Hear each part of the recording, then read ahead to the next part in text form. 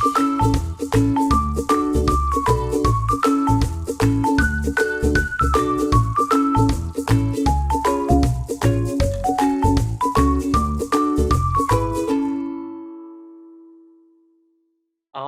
hey everybody, thanks so much. I'm so excited to see all of you. The response for this webinar has been absolutely out of this world. Thank you so much for all your questions already. Anything I don't get through tonight, I'll definitely be sending a follow-up email to all registrants. And yes, indeed, just a reminder that we will have a YouTube available, a recording of tonight's presentation. If you missed it or have to leave early, it will be recorded. So my name is Jake, Jake Daggett, and I just have to thank everybody for coming. I kind of started about, I would say 4 years ago, just started sharing some of the movement that I was doing in the classroom, particularly around phonics, especially when we started to realize the state of our country and the state of the reading scores, the reading proficiency. And so it's really awesome to see the response. And what I'm going to talk about tonight is really, I'll take you through the reasoning behind our purposeful movement, and I'll also take you through really a phonics block, right? Whether or not you'd have to tweak it for your timing or your curriculum that you use, things that we want to be including that are gestures, movements that really are connected to research and really connected with mind and body. So I'm super excited for that. I have a colleague, Holly Ely, and we work together on our online course, and we love, she always says, we're brain scientists. And I really wanted to open with this quote. Judith Birch has an article on multisensory learning or multimodal instruction. And although differences, here's the quote, although differences in individuals with dyslexia affect the ability to read, neural systems for reading are malleable and highly responsive to effective instruction. So the reason I wanted to say that is that we do have the ability to help students crack the code. We do have the ability to train the brain. I'll be talking a little bit later about my why. You always have a couple students every year that bring you to your why of why you do this work and why you are really in it. And so I had to open with this quote because if we are effective and we are doing exactly what we need to be doing, we can train the brain. So I wanted to keep that quote in our minds. So why are we here tonight? We will be discussing the need for the kinesthetic movement and motivation in literacy instruction. And you'll notice there that I'm including the motivation piece to explore an active multimodal phonics lesson. Now, multimodal is something I'm going to talk a little bit about later. That's an update, a very recent update to the term multisensory. Also, to explore phoneme graphing progress monitoring with ESGI. So thank you, ESGI, for giving this platform so that we could absolutely be able to progress monitor with the science of reading in mind. So as we go through today, I want you to keep these three things in mind. Now, I know we have a chat feature. I wanted to share my why. Okay, this is why I get so passionate. This is why you see me doing all my phrases and my chants and my gestures, and why I'm so committed to my daily phonics block. Not that I don't do other things, not that it's a finite portion of the science of reading, and not that it's the only thing. But what we're talking about tonight is my why. So if you want to type something in the chat about your why, I can see some of the things that you're chatting and being answered by our panelists. And I wanted to share this student that is in my class this year, who came in first percentile, right? Not really a lot of experience from kindergarten. Obviously, we know the pandemic is behind us, but affected our littles quite a bit that couldn't really be in pre-K or missed out on some of those pre-K experiences. So when I saw this in day one of dictation, as you can see on the left, wow, right? A lot went through my mind.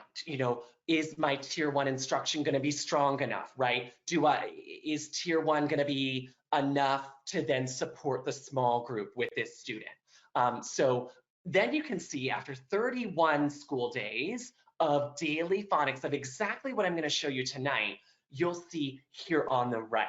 And so I'm so incredibly proud. I'm not going to get emotional because there's a lot of people here tonight, but I'm just very proud of this friend who actually read a silent E book today, coming from this day 1 spot, and today was day 67. So I see that there are a lot of absolutely amazing whys that I'm seeing here in the comments. 89% of children at my school not reading proficiently. To see the light bulb turn on moment, okay?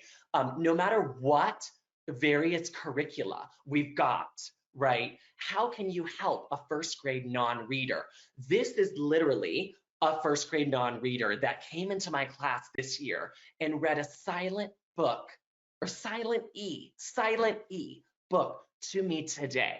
So if we're going to equip that 95% that we know is capable, we have to help them not only know the code, but crack it, right? Knowing the code is the first step.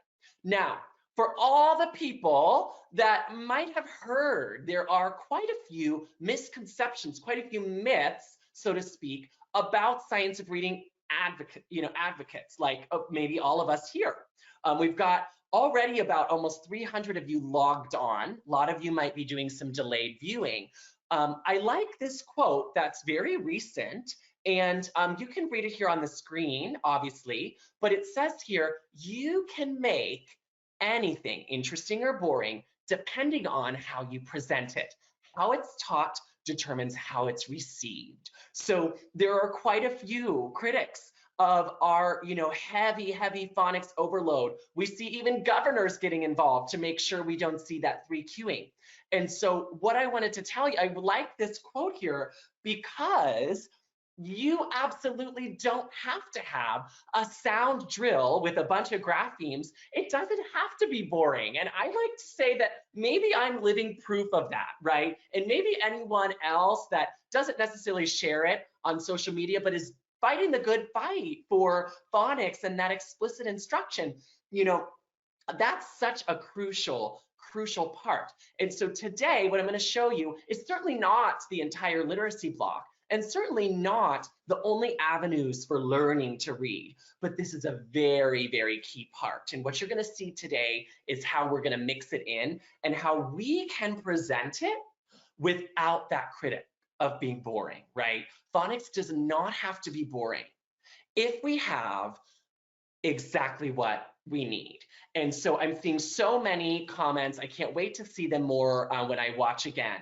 Now, those of you that have been to some of my sessions before, I absolutely love this Dr. Nell K. Duke and Kelly B. Cartwright article. It's very recent, within the last 2 years. It's sort of like a facelift to Scarborough's rope. Not that I don't use the simple view of reading or Scarborough's rope as a reference point. However, I wanted to show you an addition. Now, some of you that have attended my sessions before have seen this active view of reading that's been going around more and more. When we look at this, and this might be worth a screenshot if you're logged on, worth a photo, because I reference it often. I want to tie your attention to the green and the purple. Now, if you've attended my sessions before, you know that, right? The motivation and engagement. But what does that mean? What does engagement look like? We often get those walkthroughs from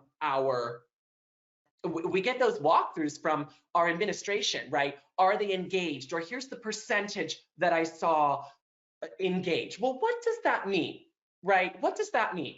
And so when we talk about motions and chants, articulatory gestures, repetition, visuals, all of that is going to be motivating. Not only is it going to be your entire group, right? So your community there, but the engagement is honestly 100%, right? Because you're so excited, right? You're presenting it, and that's where the phonemic awareness is going to be bridged in.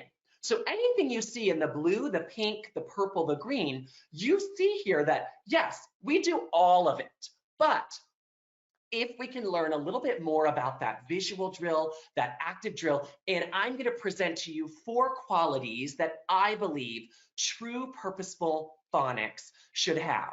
And if we take away that tonight, we can achieve the green circle. If I need to executively function to read, what does that take from me? Okay, I need to be able to have attentional control. I need to be able to have inhibitory control, right? I need to keep loud sounds out, or kids playing at the drinking fountain, right? Or loud noises coming from outside the window because there's construction. All of that goes into the functioning, right? All of that is the green circle. So the engagement piece is going to come from you uniting the class through your motions, through your chants, through your repetition. Then you are achieving some of the blue and purple there, okay? Then you can also get to some of the pink by amping up your blending drill. So I'm going to show all of you. You're so sweet. I love you all too. Thank you so much for your comments. We're going to keep moving. I wanted to pull out a quote from the Duke and Cartwright article. In addition to acquiring necessary word reading and language comprehension knowledge and skills, readers must learn to regulate themselves, actively coordinate the various processes and text elements necessary for reading, deploy strategies to ensure reading processes go smoothly, and maintain motivation and actively engage within a text. Wow.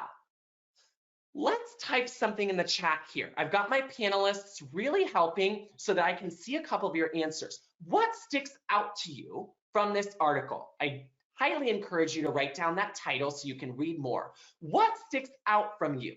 What sticks out to me is how much we're asking of a reader. You take a kindergarten, a first grade non-reader, and you're asking quite a bit from them. I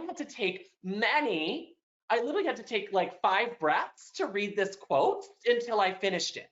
So what I'm seeing here is I teach kindergarten. Yes, indeed, building their confidence rewires the brain. One audience member tonight has said a lot on their working memory, right? Regulating themselves. Adults struggle to do that. I'm seeing a lot of people pop out, learning to regulate themselves, right? Well, guess what? That's where we come in. Maintaining engagement and regulating, they're cut from the same cloth. So how do we do that? So I wanted to pull another quote from Judith Birch's article. In each section of the lesson, now we're talking our explicit phonics, our phonics block here, right? And yes, I agree, the cognitive load is incredible, right? I'm asking you to do a lot, right? I'm asking you to ignore friends that might be making noise. I'm asking you to know how to engage with a book with multiple pages. I'm asking you to regulate yourself even when you might get frustrated, right? So it sounds like a lot of you also resonated with that quote. Let's see this quote here. Teachers pay close attention to how they are going to involve different sensory systems to reinforce learning in brief and varied routines that motivate students and hold their attention. Okay, that's also a lot, right? What are these different sensory systems? Well, we're going to talk about that tonight. So I have 4 qualities. So this is something I've put together from my research. If you've attended one of my sessions before, I've tweaked it quite a bit actually. And so this is quite new for me. You're my first audience members to hear about the 4 qualities that I've kind of developed for myself as almost a checklist when I go in to my phonics or when I go in to my intervention group on handwriting, right? So let's go over that first 4, right? So the 4, if you need an acronym, I think of RASP, right? Or you could do RAPS, anything with the R and the A and the S and the P. Here are the 4 things. Now, I'd love for you to type in the chat, if you can, what's one of the ones you'd like to hear more about tonight? So number 1, repetitive. We're going to talk about why that's so important and why that active deck has to have older sounds as well as the new graphemes. Number 2, articulation based. Well, what does that mean? And how much do I need to know about the code to teach the code? So I'm seeing some audience members mentioning they'd like to hear more about the articulation based. A lot of people typing that tonight. Okay, systematic, right? Yes, we do want to follow a scope and sequence, not necessarily to a T though, right? So scope and sequence is a launch pad. There's always a little bit more that you're going to have to add in, and there's always something you're going to have to circle back to. So a scope and sequence can never be set in stone, right? There's always going to be a critique. Every scope and sequence is a little bit different, right? Predictable. I'm not talking about necessarily predictable in the language. I'm also talking about, can we predict the routine that we're asking them to do, right? A lot of people mentioning articulation based and what is for the youngest readers. Really all 4 is for the youngest readers, but predictable is going to help them know, I know what to expect in phonics, and because it's explicitly taught to me and I'm going to be asked to drill the sounds I have been taught, I'm not going to have to regulate. I'm not going to get frustrated because I'm not going to be given material that is not predictable. I'm going to say that again. We're not going to give material in a phonics block that is unpredictable. Let's think about what that means as we talk through today. Repetitive. Do you have the same thing every single day with new sounds added once taught? The same order of the lesson, repeated each day. We're going to go through that and how the movement comes. But repetitive is also going to go with that daily visual drill. We've got to have a blank slideshow of all those symbols that we would like for them to articulate the sound for, right? The symbol that represents what sound or what sounds, right? If there are multiple. Okay, so repetitive means we're not going to learn that and then not circle back until the next week. We're going to be doing it every single day and for at least 2 weeks before I take the image support away. Okay, I have an audience member that uses Sunday. I also use Sunday. I amp it up a lot. Okay, and absolutely, there are criticisms of every scope and sequence. That can be a question if you want to type it in. I will be answering questions a little bit towards the end, but mostly in a follow-up email. So repetitive is key. Now, here's what I mean with articulation based, okay? What is the manner? Now, when I say manner, are you helping your students feel the experience? Here's where our movement comes in, right? It's not just a dance.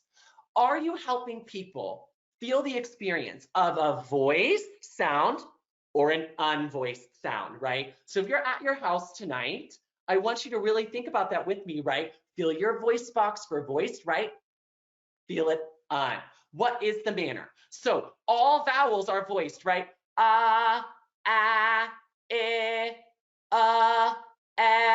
Right? I can hold on to it. A vowel is continuous and a vowel is voiced, right? I think about it because I can feel that I have my voice box every single time. Even if you teach pre-K, the minute you are going to teach a symbol and explore a sound, you've got to be feeling that. Is it voiced? Is it unvoiced? What about the mouth placement? Okay, I can't see you all, but I'm trusting you're doing it, right? If we got M, oh, my lips kind of vibrate there. Okay, what are my teeth doing? Oh, let's say my long E, right? E. Oh, let's say it again. E. Oh my goodness, my mouth is so stretched. Show me your teeth. Oh, let's do it again. E. Oh, show me your teeth. E. Notice how I'm repeating, right? 3 times at least every single time, right? Oh, my lips, right? What are my lips doing? Oh, that M. I feel absolutely a vibration there, right? I see a vibration there. So you're connecting neural pathways there, right? You're connecting mind and body. I bet A lot of you that typed that song in the chat in the beginning, a lot of you knew that song and know the words to it, even if you've not heard it for a long time, because you have different neural pathways that are remembering sing-songy, right? You're differing the pitch. You're differing the pitch. Okay, students that might have a disability, right? Or even a student maybe with autism or dyslexia, you're reaching them because you're doing a difference in pitch. You're altering your pitch, and it's going to sound different than the normal speech they're hearing throughout the day, right? So if it's kind of sing-songy, right? A, right? Oh, my mouth is open. Really show me. Ah, right? Oh, really show me. Ah. Oh, show me. Ah. There was my 3 times again, right? Now, do I have any second grade teachers here? Third grade, right? Jaw and chin. What about my first grade teachers getting to those diphthongs? Your jaw really can move, right? Oi. Oh, my jaw moves 2 times. Let's do ow. Ow. Okay. I bet some of you are doing this in your house tonight. Are the dogs barking? Right? You've got ow. Oh. Okay. Yes, I've got some second grade teachers here. You've got to get that movement of your jaw in. What about your chin? Kindergarten teachers, right? Ah. Oh, drop your chin. Ah. Oh, show me your chin. Ah. Okay, let's hear it for third grade, right? Third grade is going to be so crucial for those orders of frequency, right? Many ways to make a sound. Which one is going to be, right? There's your systematic piece, okay? So anyway, the manner of voiced and unvoiced, the mouth placement, and the movement of your jaw. Those are the 3 things you're going to see me doing tonight, okay? Now, let's get to the next one, number 3, systematic. Okay, we've got some interventionists here. We've got a K through 3. When you're doing systematic, you do need to align to some scope and sequence, right? Especially because students are going to be coming from grade to grade, right? You're not the only teacher in the school. So you do want to have something expected so that you achieve both number 3 and 4, predictable.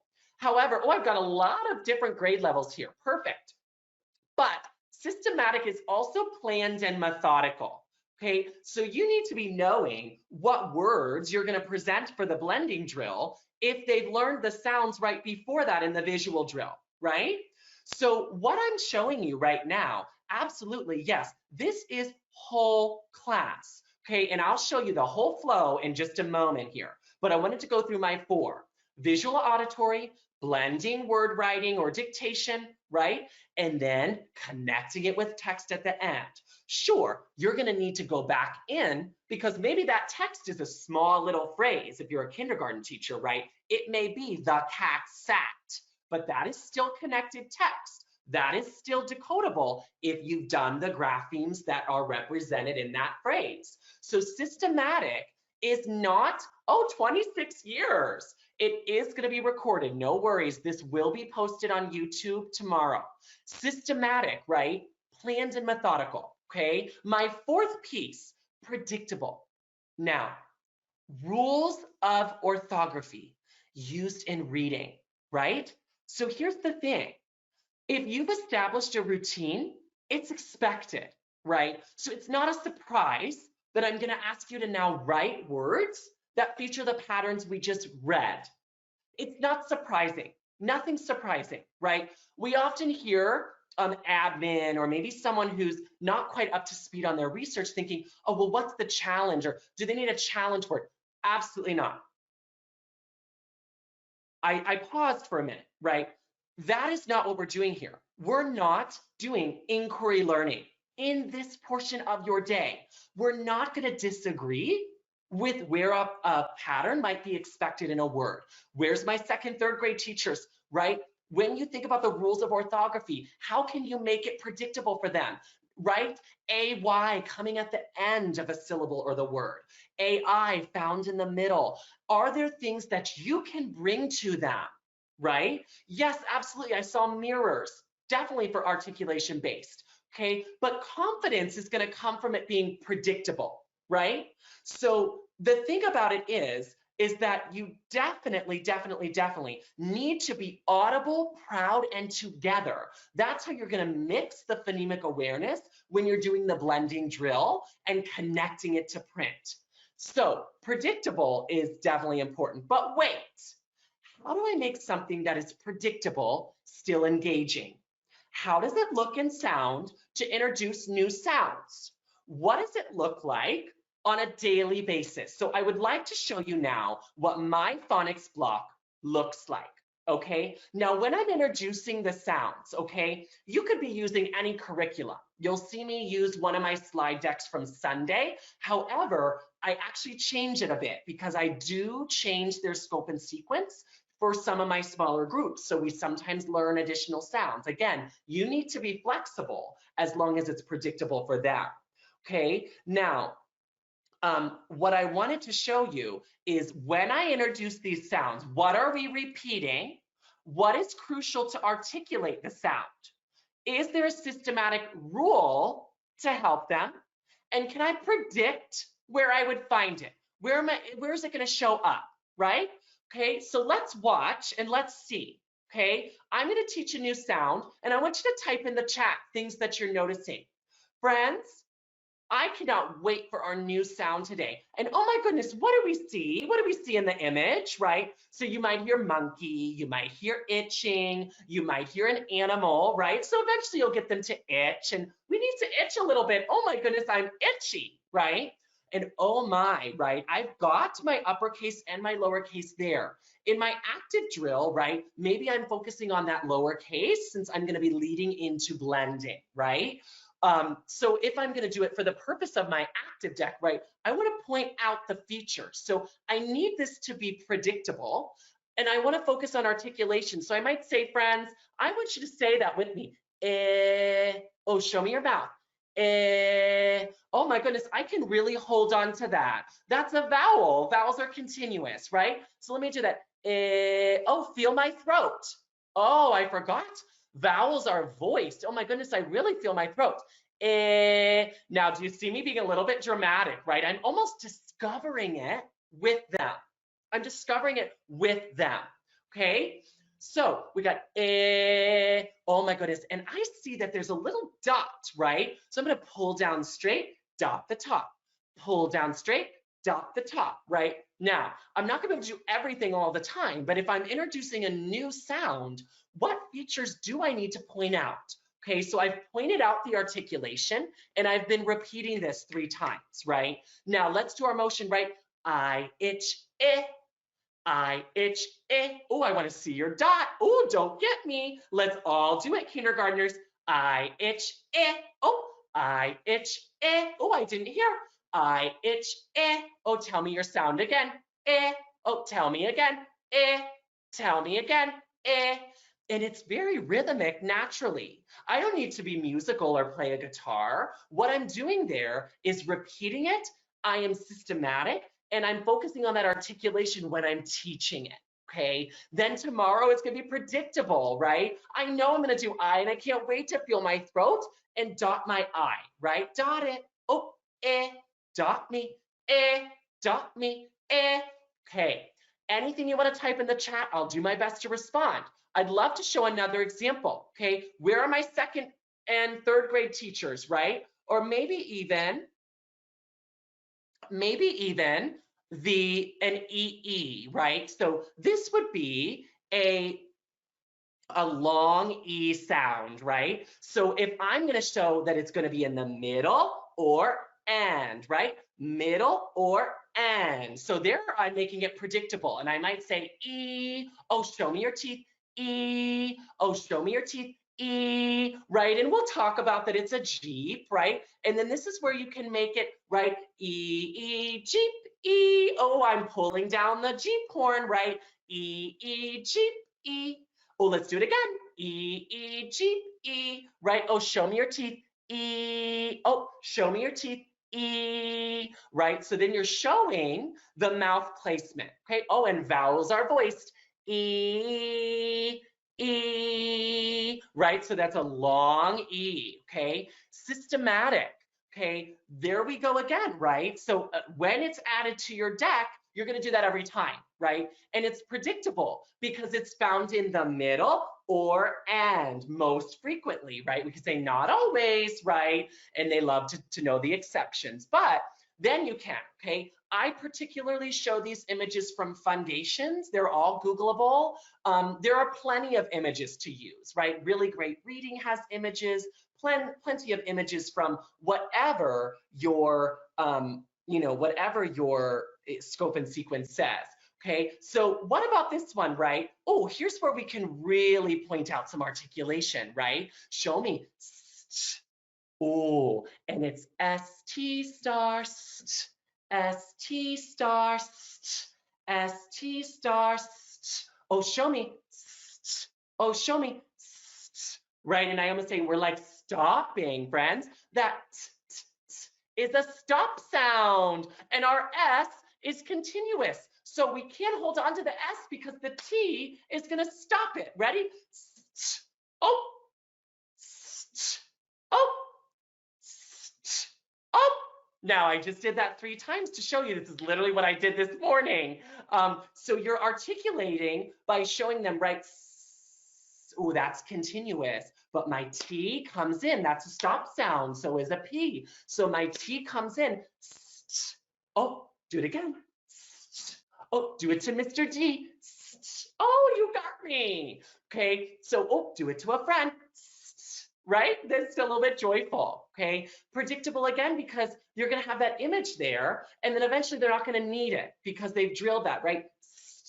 And then they know. Okay, so what I'd like for us to do from what I just talked to you about, right? Repetitive, articulatory, systematic, and predictable.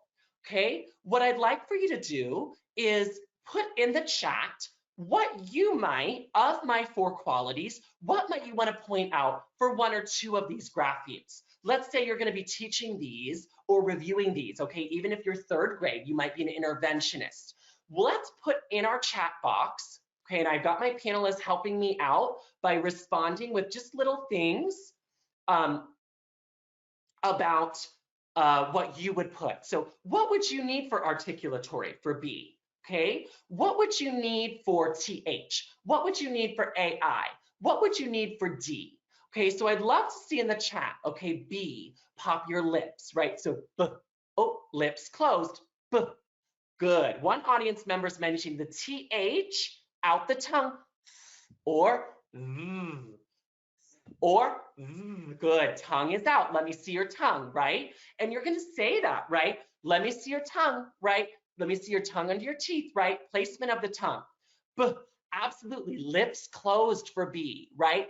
AI, there we go. AI in the middle. Show me middle. Show me middle, right? And AI, right? Absolutely. So B, the mouth makes a line first, right? B, and it's open second, right?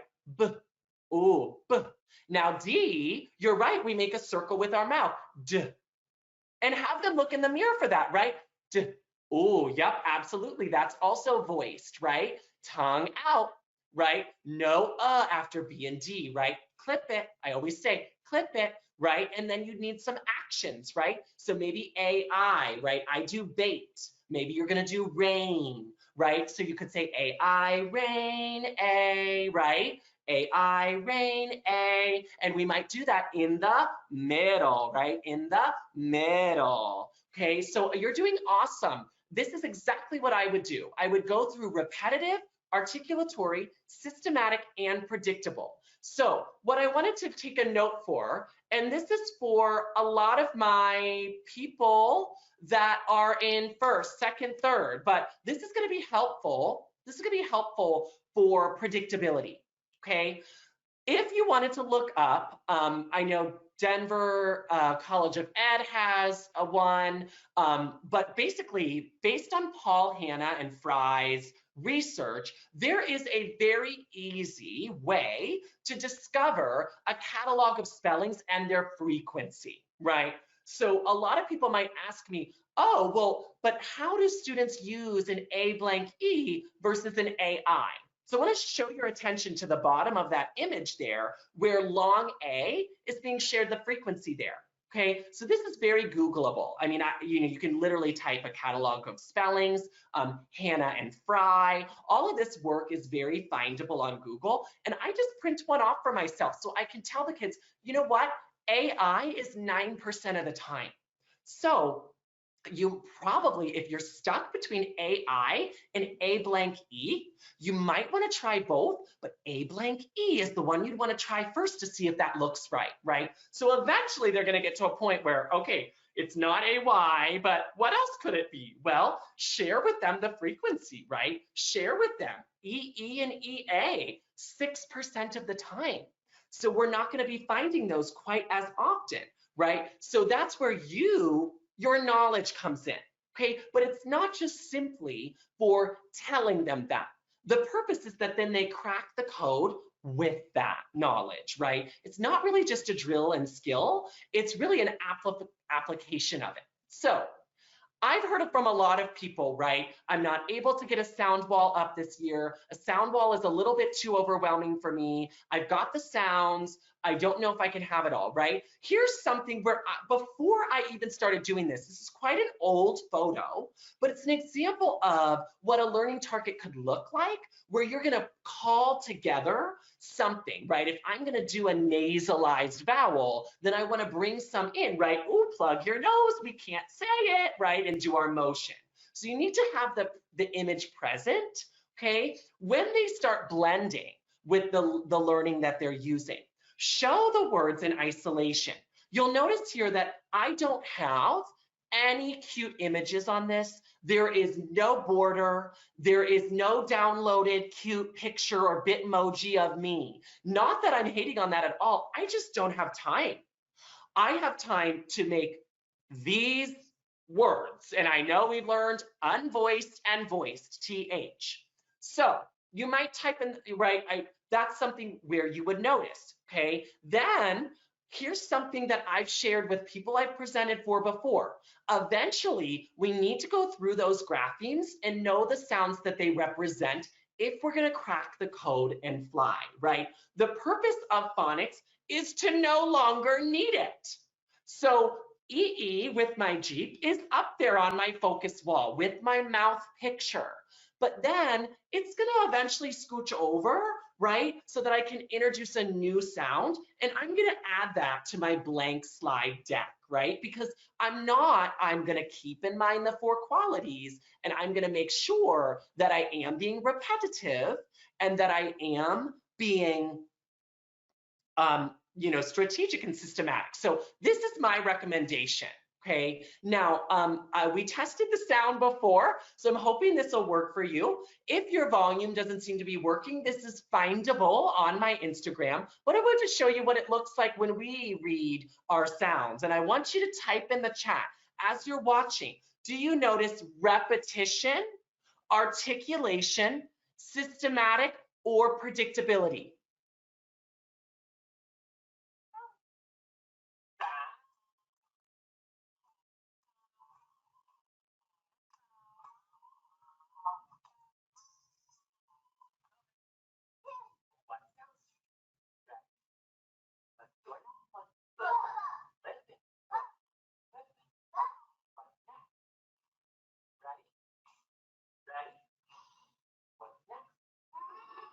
Feel your lips vibrate.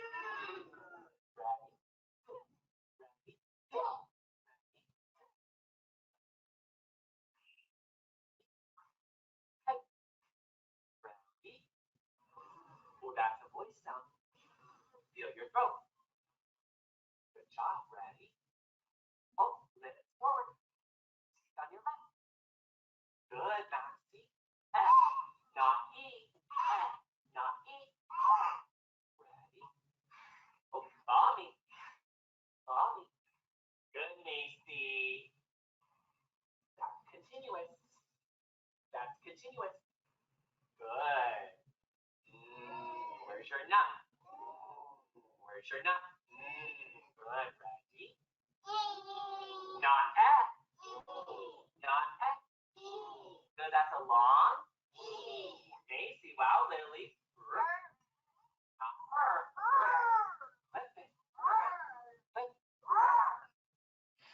So I see a lot of people commenting about repetition. I see someone mentioning articulation, right? And you can even see, right, it can be really difficult to clip those sounds from the schwa when you're in whole group. But as long as you're making sure they're keeping it, eventually they'll get that habit. The routine is predictable. Every single morning when we start phonics, we do that, right? This happens to be from the Sunday curriculum. I also have made one by myself, which looks the exact same, right? And I end up having to make a lot of mine because I add in some other sounds we've learned a bit earlier, right? Okay, so you'll notice there that I was also doing a lot of like repetition with what we needed to do. So I'm going to arrow over. Let's see if we can get to that. Next slide. There we go. So this is about 22 to 30 minutes daily, okay? Even if you're third grade, you're just going to have more that they can write it with per the order of frequency, okay? So when we're doing it here, we'll see that multisensory language lessons adhere to a daily structure. So they're going to feel secure that the lesson is stable and it's predictable and that it's designed for success. So you'll notice that's not going to change, right? That's not going to change, okay? The routine that people are asking about in the chat, I'm going to show you right now. Step one, okay? You need a daily active deck. I've made my own at some schools. I've used a curriculum before as well. As long as it's 3 minutes and it's going to show exactly what they need to see, okay? Here's the end of that video.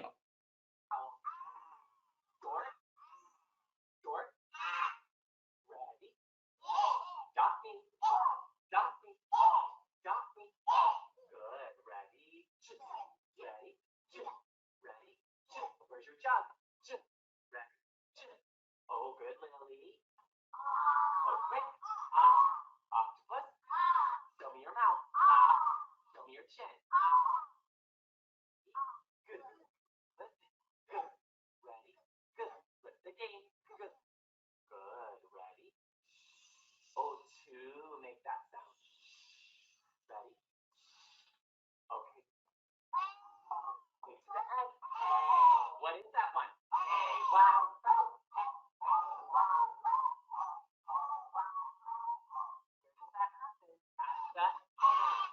Good job, Lily. Okay, so there, I'd love for you to type in the chat anything you saw there, right? AY was pretty new, so I wanted to do our chant. Our word was play, right? Some people use day in their curriculum, but as long as you're pointing to the end, because it's most likely going to be found at the end, and then you would repeat at the end, oh, point to the end, right? And then you're showing them that that's a long A, okay? I'm going to keep it moving. So that is your first step, right? Now, consonant prompts, okay? This would be a great slide to maybe screenshot, okay? Feel your voice box, right? Feel your throat. Hold it till we run out of breath, right? So that would be awesome, okay? I see one comment, how are the movements chosen? Lively letters has movements that go with the story, visual, and sound, right? So I choose my own movements based on how it's looking, right? So your active deck, I just want to be confirmed for you, is what you just saw, right? They can see the graphing, they can see it, right? So this would be separate. If you're doing a Haggerty routine, this might follow your Haggerty, right? Now let's connect it to print, okay? It might be hand in hand. Hold it till we run out of breath, right? If it's continuous, hold it till we run out of breath. Oh, teeth on your lips. Oh, feel your lips vibrate. Oh, plug your nose, right? If it's a nasal, you're gonna plug your nose. Oh, we can't do it, right? Or feel the air, right? Feel the air. Okay, so that's pretty awesome. Okay, vowel or diphthong prompts. For my second, third grade, for my K through 5, vowels are continuous. Tell them that. Tell them you can hold on to it, right? Where does that vowel usually occur? Are we going to find that in an open syllable? Are we going to find that often in the middle of a word, right? Like O-I, ooh, O-I, right? Oi, right? And maybe you've got an image for it, so you need to match your motion to what the image is, right? Oh, point to the end for some vowels, right? Or show me the middle, right? Show me the middle, okay? So that's really awesome. So yes, absolutely. How many sounds are you doing daily? So what you just saw would be one day, right? So you do increase the deck and you have a much larger deck by the end of the year. You might take some out quite literally after they've practiced. So here's what, what I wanted to show you an example, right? So here I go, right? Okay, friends, we're gonna say our sounds. And if I could hear all of you, you might say E. What sound? E. Oh, show me your teeth. E. Long E. Next sound, ready? Ah. Oh, good. Ah. Oh, I didn't hear you. Ah. Drop your chin down. Ah. So what I want you to all notice is that this is a blank slide.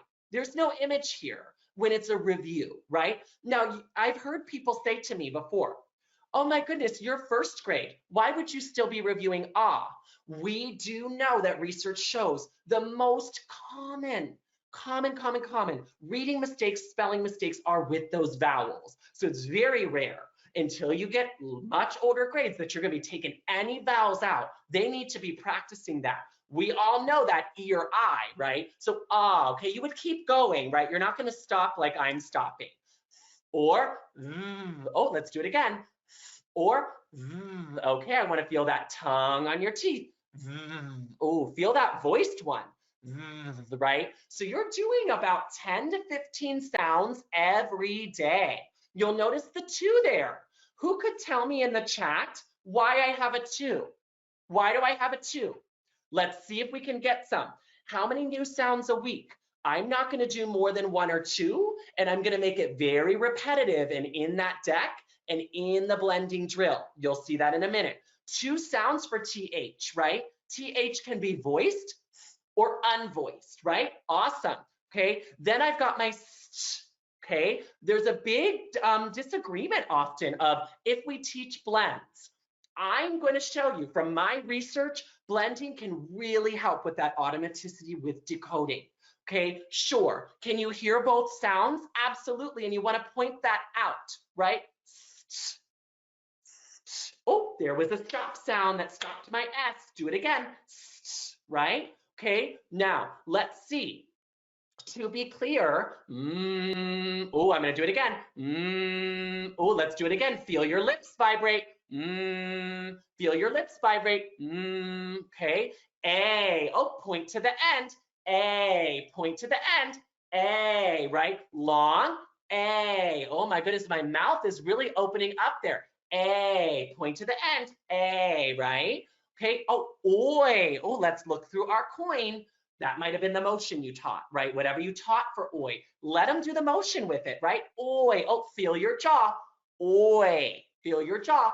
Oi, right? There's a diphthong, friends. Oi, okay? Now, what I want to show you is a way that you can assess this with ESGI. So I've been really, really excited. If you could type in the chat a yes or a no, if you've tried ESGI before, I am super excited to share with you a discount code tonight so that we can finally do some of this with assessing, right? We want to be able to show families accurate data, right? There's so much with running records going away. How are we progress monitoring with the science of reading? Show me a yes or a not yet, right? I'd love for you to use my code tonight, which is going to get you a discount, and that way you can try it, right? You can even try a free trial. So here's an example of a phoneme ID, a letter sound correspondent, right? So you would say, tell me the sound that this letter represents, and you would click through. So those of you that are saying, no, I haven't tried it before, use my code tonight, because then you can try some of these assessments that are going to help you see what sounds you've got to keep in.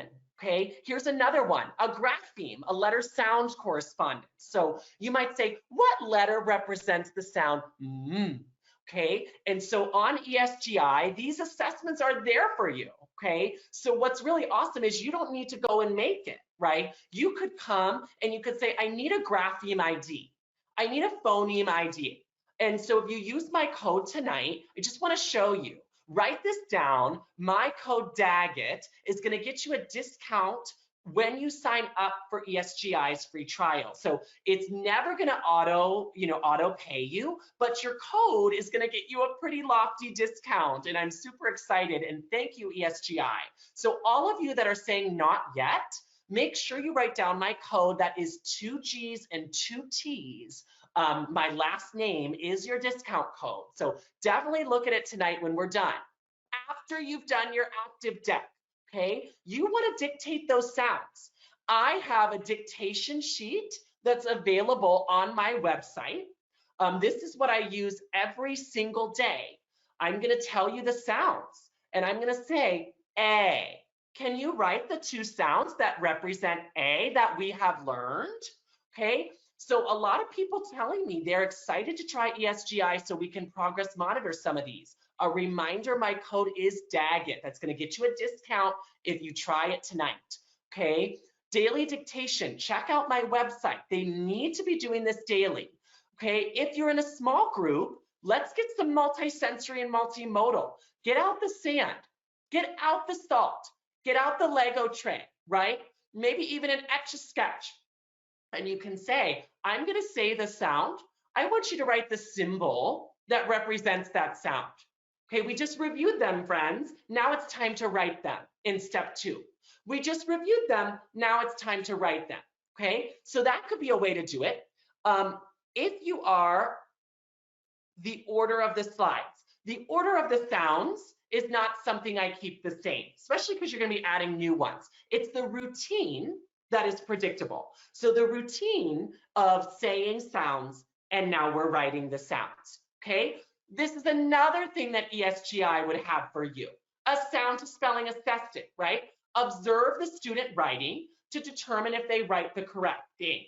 So when they're encoding, right, have them write, and then you can use this ESGI assessment, right? That's awesome.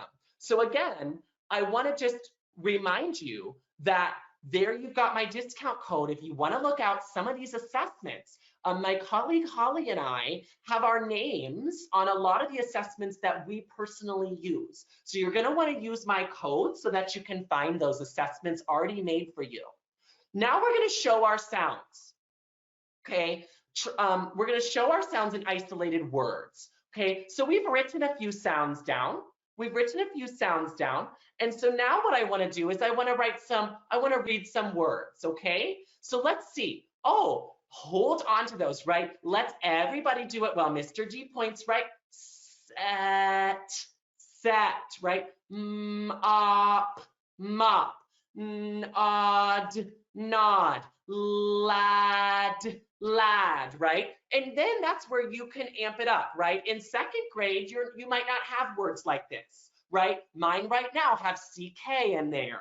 Mine have R controlled in there because we've learned it. It has EE, but you need to be doing this. Here's another. Okay, I love to sing a song. I see something, I see something, I see something. I see something, I see something, I see something. Okay, and what do we see, friends? Let's crack the code. What do we see? Everybody type in the chat. Let's be students. What do you see here that we must have learned, right? What do you see that we've been practicing lately? Okay, so let's type in the chat. Do we see a long vowel anywhere? Oh my goodness, I think I see a doubled consonant, right? Oh, I see something else. I see one of our digraphs there. What do we see, right? So then you'd have students tell me, right? You'd have students tell me, yep, I see a digraph. I see ch, right? Oh, I see an SH, Mr. D. Oh, I see an EE, so I'm not going to say met. I'm going to say eat, right? Yes, I see the fizzle, right? And then that's where you can read it with the class as a whole group blending. You may need to follow up in small group, but absolutely, right? Students can share with you what they see based on the words you picked, okay? So here's another, right? I see 6 words. What vowels and blends and other sounds do you see that we've learned? Let's scoop our blends and underline our other patterns. Everybody ready? Sw-a, sway. Good job. Bless, right? Up, stop, right? Ooh, not stop, stop, right?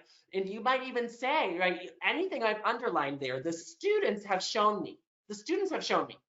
Okay, and so I chose these words though, because I've taught these patterns. Here's where the regulation is. We don't need to be stressed about ourselves if we have been taught this. It's systematic, right? So now I can blend them, okay? This blending drill is something that's really awesome to see. We're gonna go a little over tonight. If you have to leave, it will be on YouTube. I wanna show you this blending drill.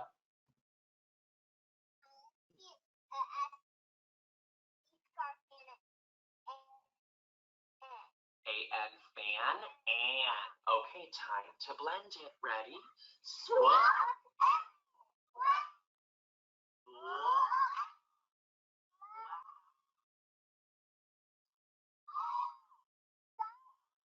Please stop.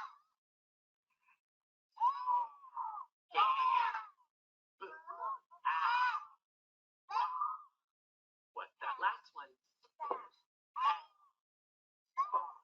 What's in the middle? What's in the middle?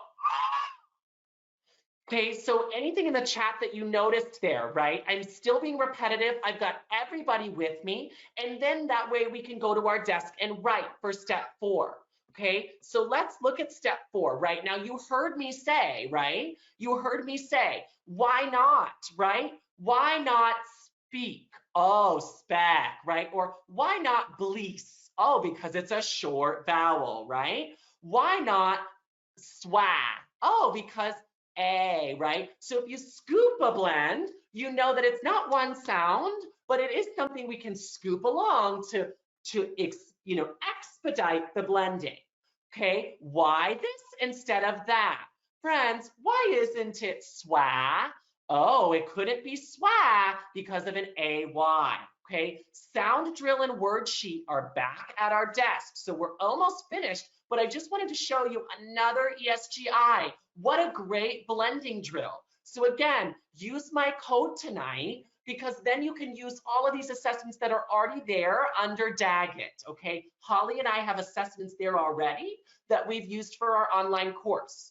Step 4, now you're gonna go to your desks, and this would be a beginning of 2nd grade, okay, example, but you're gonna go and maybe give them a highlighter, right? I'd love to give them a highlighter. Highlight any of the sounds that we've learned, right, that we've been reviewing lately, right? You'll even see my older teachers, you can do a syllable division there when you dictate, okay? Now, I wanna play for you what that might sound like. SH, and what is our A, apple? And our A is being blocked in. Should we sing Finn's song? Block it, hey. Block it, hey. Block it, hey. So our A is blocked in by our FL and our SH. 12 on the shelf. 12 on the shelf. 12 on the shelf. 12 on the shelf. Let's touch spelling. Ready? Stick.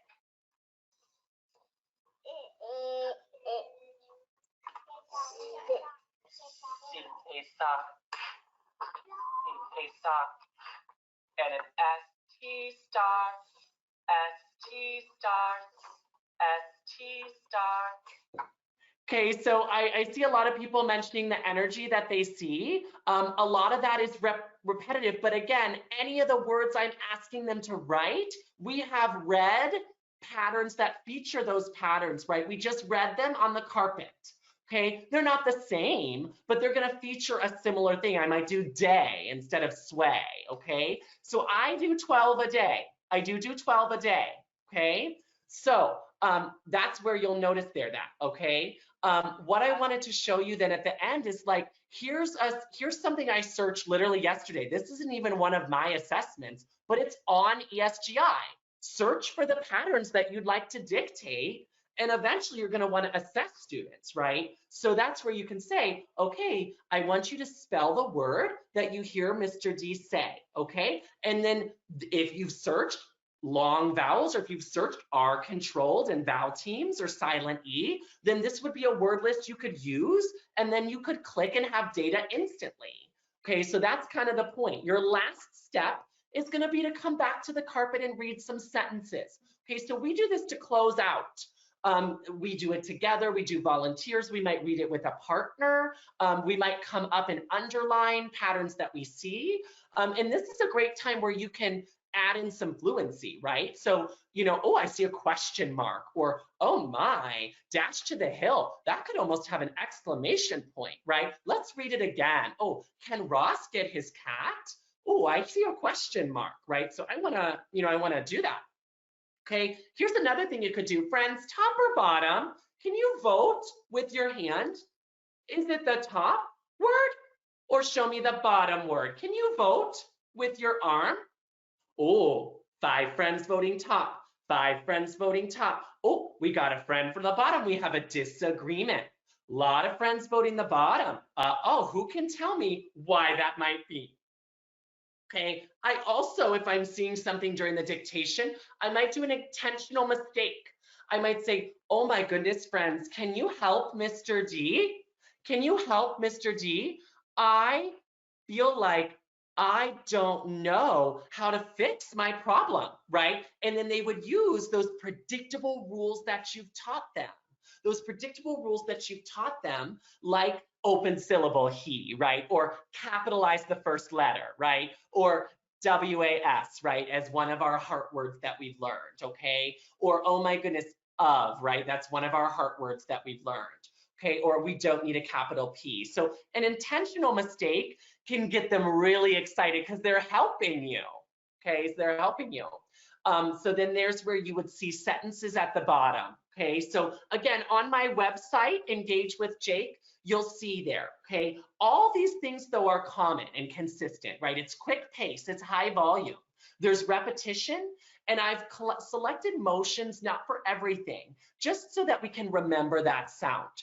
Okay, claps and pointing and steps and stomping and drum rolls. Those are really going to get your whole carpet moving. And you saw me use those, okay? If you'd like to get in touch with me, I do have an awesome little website. It's called Engage with Jake. And so I see a lot of questions about heart words. I absolutely would love to talk about those.